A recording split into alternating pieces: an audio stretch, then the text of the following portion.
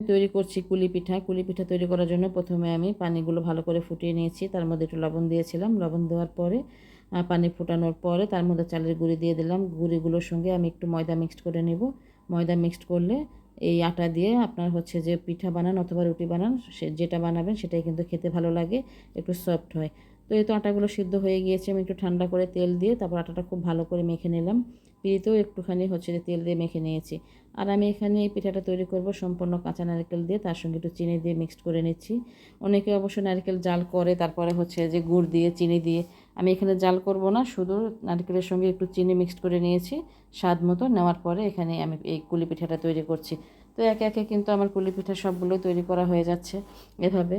তো অনেকেই আবার বলবে যে কাঁচা নারকেল দিয়ে কীভাবে পিঠা তৈরি করে। আসলে কাঁচা নারকেল দিয়ে পিঠা তৈরি করা যায়, খেতেও খুব ভালো লাগে। আমার কাছে ভালো লাগে, এই জন্য আমি আপনাদের সঙ্গে ভিডিওটা শেয়ার করছি। তো আমার পিঠাগুলো সম্পূর্ণ বানানো শেষ হয়ে গিয়েছে। এখানে তেলটা গরম করে আমি পিঠাগুলো এখন সব ভেজে নেব। সহজে ঝটপট পদ্ধতিতে এই পিঠাটা বানানো যায়। এই পিঠাটা খেতে কিন্তু অনেক ভালো লাগে, আমার কাছে ভালো লাগে, এই জন্য তো আপনাদের সঙ্গে শেয়ার করি। আমি যে জিনিসটা আমার কাছে ভালো লাগে সেই ভিডিওটা আপনাদের সঙ্গে শেয়ার করা হয়।